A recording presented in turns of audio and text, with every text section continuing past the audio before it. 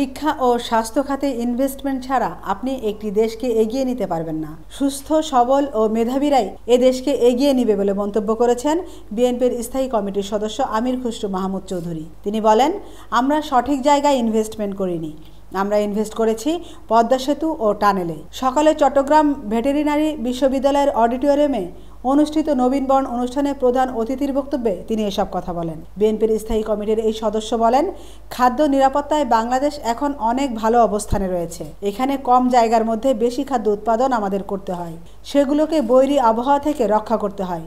তিনি আরও বলেন, আমাদের ইনভেস্টমেন্ট দরকার শিক্ষা ও স্বাস্থ্য খাতে।